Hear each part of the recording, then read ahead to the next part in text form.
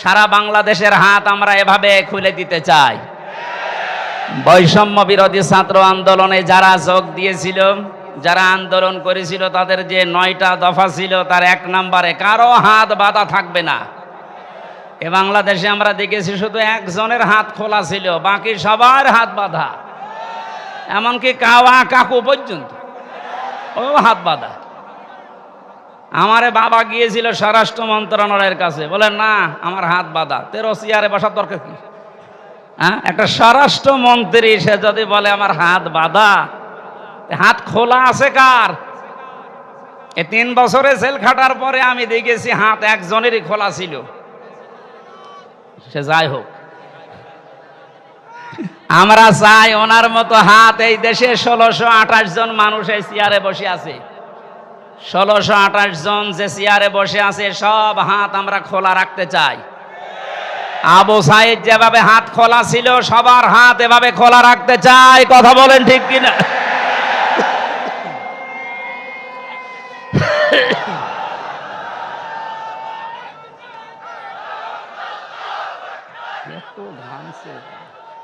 গরমে হয় না, এই মাহফিলগুলো শীতের সময় দেওয়া লাগে। ভেতরে আসলে ঘেমে শোধ চলছে। চুয়াডাঙ্গাবাসী এটা রেকর্ড হচ্ছে, কালকে সারা বাংলাদেশের সব আনাচে কানাচে ছড়িয়ে যাবে। আমি উদ্দেশ্য করছি এখানে 18 কোটি মানুষ আমার সামনে, সবাইকে জানাচ্ছি হাত যেমন খুলে গেছে, কিয়ামতের আগে যেন এই দেশে আর কারো হাত বাঁধা না থাকে। আগামীতে যারা আসবে তারা যেন এভাবে হাত খুলে রাখে, যেন আমরা ন্যায় বিচার করতে পারি। আর ন্যায় বিচারের জন্য এটা লাগবে, অমান হাকামা বিহি আদালা, যারা কোরআন দিয়ে বিচার করে এরা ন্যায় বিচার কায়েম করতে পারে। 53টা বছর পার হয়ে গেল, বহু বিষয় আমরা দেখেছি। আমি না দেখলেও আমার বাবা শরীফুর রহমান, শরীফুজ্জামান ভাই সহ যারা আছে, আমার তো 32 বছর, ওনারা তো অনেক বেশি। ওনারা দেখেছে বাবা চালিয়েছিল এ দেশ কেমন লাগে দেখতে, দুর্ভিক্ষে মানুষ মারা গেছে। আজকে বাংলাদেশে মুক্তিযোদ্ধার একজন কমান্ডার উনি ঘোষণা দিয়েছে, বঙ্গবন্ধু যার নাম আমরা শুনি উনি মুক্তিযুদ্ধ করেননি। যেই চেতনা নিয়ে এই 16 বছর আপনি অত্যাচার করলেন ইসলামপন্থী এবং জাতীয়তাবাদ মানুষের উপরে সামনে নিয়ে, এখন শুনছি সে নাকি মুক্তিযুদ্ধ এটা ছিল না। এটা যে এখন ওনার বক্তব্যটা আমি এখনো সত্যতা প্রমাণ পাইনি। যদি সত্য হয় এতদিন তাহলে মিথ্যাচার করে জাতিকে আপনি যা করলেন কি জবাব দেবেন বলেন তো? জাতি তো এখন সব জেনে ফেলেছে, কথা বলেন না কেন? আমাদের এখানে একটা সতর্কের বিষয় আসতেছে। আমি 1 মিনিটের ভেতরে একটা উদাহরণ সেট করেছি, দেখেন বাস্তবের সাথে মিলিয়ে। একটা হোস্টেলে 100 জন ছাত্র থাকে, ওরা সকালবেলার মেনু খিচুড়ি ভাত, কি খিচুড়ি দেওয়া হয়। 20 জন চাচ্ছে যে খিচুড়ি থাক, আর 80 জন বলছে না আমরা খিচুড়ি চাই না। কেউ বলছে আমরা কলা পাউরুটি চাই, কেউ রোল চাই, কেউ চিড়া মুড়ি চাই, এই সমস্ত বিভিন্ন আইটেম দিয়েছে। হলের যিনি সোফার আছে উনি বলছে এভাবে তো হবে না, আমি ভোট দিলাম, দায়িত্ব দিয়ে দিলাম যে যেইটা বেশি চাবে, যদি সংখ্যায় ওইটা বেশি হয় তাহলে আমি ওইটা পাস করে দেব। এখন 20 জন তো খিচুড়ি আছেই, তারা তো আর নড়ন চড়ন নেই। আগে যা চালিয়ে আসছে 20 জন ওইটাই আছে, বাকি এখনো আছে 80 জন। ভোট দেওয়ার পরে দেখা গেল রোল যারা চায় তারা 18 জন, কলা পাউরুটি যারা চায় তারা 15 জন, যারা চিড়া মুড়ি চায় ওরা 12 জন। এভাবে সিস্টেম করতে করতে শেষ পর্যন্ত পাস হয়ে গেল ওই খিচুড়ি। কথা বুঝতেছেন? জালেম এবং জালেমদের দোসর এই বাংলাদেশে খুব বেশি হলো 20 জন। আমরা যারা দেশে শান্তি আসলে চাই তারা কিন্তু 80 জন। এখন যে সময় এসেছে ছোটখাটো কোনো বিষয় নিয়ে এসে যেই হোক ওই 20 জন বাদ দিয়ে কেউ যেন মত পার্থক্য না করেন। এখন যা করবেন 15 জন হবেন, 18 জন হবেন, 12 জন হবেন, ওই 20 কিন্তু আগে যা ছিল আবার চলে আসবে। আপনি কি মনে করছেন বসে আছে? ডক্টর ইউনূস এই জন্য ঘোষণা দিয়েছে ওখানে বসে কথা বলবেন না, চুপ করে থাকেন। মামলা তো 100টা, কিসের 100? 1000-এর উপরে মামলা হওয়া দরকার। আমি কিছু না করে যদি আমার বাবাকে বলেছিল 50টা মামলা দেব, তাহলে ওরা কাজ করে তো 1000-এর উপর মামলা খাওয়া দরকার না? এই জন্য আমাদের এই উদাহরণ থেকে শিক্ষা হচ্ছে, আমরা এখন ছোটখাটো কোনো বিষয় নিয়ে মনোমালিন্য মত পার্থক্য করলে কিন্তু এই জালেমরা উৎপত্তি আছে, ওরা এখনো সব জায়গা থেকে পাল্টায়নি। সংস্কার যখন আরম্ভ হয়েছে, যারা দায়িত্বে আছেন, প্রধান উপদেষ্টা সহ যেই কয়েকজন মানুষ আছেন, খুব তাড়াতাড়ি ইমিডিয়েটলি এই মুহূর্তে 1628টা চেয়ার আমরা পরিবর্তন চাই, কারণ এগুলো সব জালেমদের দোষ। এক কথা বলুন, এই যে চোপ্প মিয়া, এই চোপ্প থেকে শুরু করে যেই কয়টা ছিল জালেমদের দোসর, এই 1628টা চেয়ারের এই মুহূর্তে সকাল হতে হতে যেন শুনি যে পাল্টিয়ে গেছে। 1000-এর উপরে মানুষ জীবন দিয়ে গেল এইটার জন্যে, কারণ এই বৈষম্যের কারণে আজ হাজার হাজার মানুষ জুলুমের শিকার হয়ে মানবতার জীবন যাপন করেছে। অনেকে বলছে আমরা মাফ করে দিলাম, হ্যাঁ তাদের ব্যক্তিগত বিষয়, কিন্তু সামগ্রিকভাবে কোনো মানুষ যদি ভিকটিম, আমরা যারা আমার মতো 3টা বছর আপনি কোন কারণে আমাকে রাখলেন, আমি যেহেতু বেকসুর খালাস পেয়ে গেছি, আদালত প্রমাণ করেছে যে আমার কোনো দোষ নেই, কথা বলেন না কেন? তাহলে একেবারে উপর থেকে শুরু করে যেই লোকটা আমার মামলার আয়ু, যারা এর সাথে জড়িত, আমার মামলার যদি বাদী হুজুর হতো, ওরে যত টাকা লাগে আমি দিয়ে 2 দিন পরে বের হয়ে আসতাম, কিন্তু মামলার বাদী তো একেবারে সরাসরি হাসিনা। মাওলানা মামুনুল হক এবং আমির হামজা, এই 2টা নাম শুনলেই বলতো ফাইল উল্টিয়ে রাখ, পরে কি করেছি আমরা এত।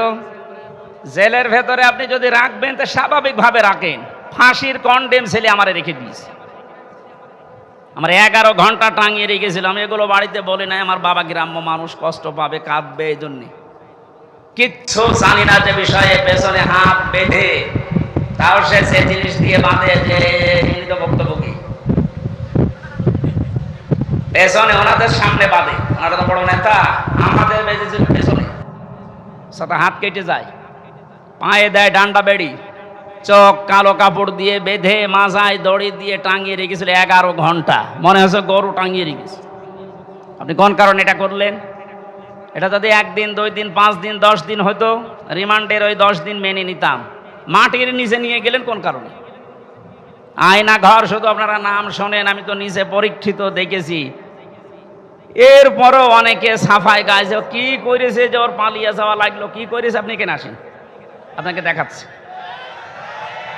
যারা বলে যে কি করেছে, আমার মনে হয় তাদেরকে আয়না ঘরে 7 দিন রাখা দরকার, দেখ কি করেছে, কি করেছে এখনো টের পাও না। এই একটু শোনেন, নবীজির হাদিস হচ্ছে, কেউ যদি জেনে শুনে জালেমকে সহযোগিতা করে, সাহায্য করে, সাপোর্ট দেয়, সে নবীর উম্মত থেকে বের হয়ে যায়। এখনো পর্যন্ত আয়না ঘর দেখার পরেও যদি কেউ জালেমের সাপোর্ট দেয়, সাফাই গায়, ও নবীর উম্মত আছে। আবার বলছে ভিডিও কলে, আপা ঘাবড়াবেন না, আপনি ঘাবড়ালে আমরা নরম হয়ে যাই। কত বড় শয়তান! ওরে ধরে এত পিটানো পিটিয়েছে, এখন অনেকেই বলছে না আর কার আশায় থাকবো, যে ঘাবড়ানোর কথা সেই ঘাবড়িয়ে গেছে। আমার যতটুকু বাস্তবতা আমি দেখেছি, এদেশের 18 কোটি মানুষ যদি আপনাকে মাফ করে দেয়, ব্যারিস্টার আরমানের বউ আপনাকে মাফ করবে না, আমার ওই ছোট মেয়েটাও আপনাকে মাফ করবে না। 3টা বছর আমার থেকে 1 বছর রেখে গিয়েছিলাম, এখন 4 বছর। কেন এই কষ্ট দিলেন আপনি? যদি ব্যক্তিগতভাবে আপনার উপর রাগ থাকতো আমি মাফ করে দিতাম। আপনি তো আল্লাহর টার্গেট। জালেম যারা, এরা টার্গেট হামজার, শরীফের, কার? চুয়াডাঙ্গাবাসী ভালো করে শোনেন, এই জেলায় যারা জালেম ছিল ওরা কিন্তু শরীফের টার্গেট না, ওরা রুহুল আমিনের টার্গেট না, ওরা সরাসরি টার্গেট আল্লাহর। শব্দটা শুনতে ছোট মনে হচ্ছে। সূরা শুরা 42 নম্বর আয়াত, 25 নম্বর পারার 6 নম্বর পৃষ্ঠার 13 নম্বর লাইনে আছে। এটা ইবনে কাসিরে পাবেন। দায়ের করব, কেস করব তাদের বিরুদ্ধে যারা মানুষ হয়ে মানুষের উপরে জুলুম করেছে। জুলুমের সীমা ছাড়িয়ে গেলে দেওয়ালে যদি একেবারে পিঠ ঠেকে যায় তখন মানুষ আর সহ্য করতে না পেরে কাজ করে, যেটার বাস্তবতা আমার কুষ্টিয়ায় হানিফের বাড়ি ভাঙা দেখি আমি দেখেছি। একটা মানুষের ওপরে কত বড় রাগ হলে বাড়ির ইট পর্যন্ত খুলি নিয়ে চলে যাচ্ছে। আর একজনকে দেখলাম ঝিনাইদহে উলঙ্গ করে পিটিয়ে মেরে টাঙিয়ে রেখেছে। থাক, হিরণ হিরণ। এদের শুধু মানুষের শত্রু ছিল না, আল্লাহরও শত্রু ছিল। আমি বাস্তবে দেখেছি ঝিনাইদহে যেখানেই কোরআনের অনুষ্ঠান হতো ও যে প্রশাসন দিয়ে বন্ধ করে দিত। আল্লাহ এমন শাস্তি দিয়েছে, পৃথিবীর ইতিহাস হয়ে আছে হিরণ। এই জন্য জালেমরা কিন্তু পৃথিবীর মানুষের মামলার আসামি না, এরা আল্লাহর মামলার আসামি। আপনি কি আল্লাহর মামলার আসামি যারা আল্লাহর অভিযোগে অভিযুক্ত যারা তাদের পক্ষ নিতে পারেন? বলেন পারেন? আপনার বিবেকটা কাজে লাগাবেন। নিয়ামতের শুকরিয়া আদায়ের কথা বলছিলাম। কেউ যদি কোনো নিয়ামত পেয়ে শুকরিয়া আদায় করতে চায়, তিনটা মাধ্যম আছে। এক নম্বরে মুখে স্বীকার করা যে হ্যাঁ এটা নিয়ামত। আমরা মুখ দিয়ে স্বীকার করলাম যে এটা নিয়ামত। কেন? বাস্তবে দেখেছি এই যে বিশাল অনুষ্ঠানটা কোরআনের কথা শোনানো হবে বলে ওরা সাজিয়েছে। এই অনুষ্ঠানটা আগস্টের 5 তারিখের আগে যদি কেউ করতে চাইতো 10 জায়গায় অনুমতি নেওয়া লাগতো। 6 তারিখ, 7 তারিখ, 8 তারিখে একটা ঘোষণা এসে গেছে ডক্টর মোহাম্মদ ইউনূসের পক্ষ থেকে। অন্যান্য ধর্মের মানুষেরা যেভাবে তাদের ধর্মীয় অনুষ্ঠান পালন করে, এদেশে মুসলমানেরা কোরআন প্রচার করবে, কোনো মহারথীর অনুমতির প্রয়োজন আর নেই। এটা নিয়ামত না? কত বড় নিয়ামত আপনি জানেন? কয়েকদিন আগে বাংলাদেশ জামাত ইসলামী কুষ্টিয়া জেলা শাখার উদ্যোগে পুরা কুষ্টিয়া জেলার প্রায় 550 আলেমকে দাওয়াত দিয়েছিল একটা সেমিনারে। সব ঘরানার আলেমরা ছিল। 3.5 ঘন্টা থেকে 4 ঘন্টা সেখানে আলোচনা করেছে কোরআনের ওপরে, হাদিসের ওপরে।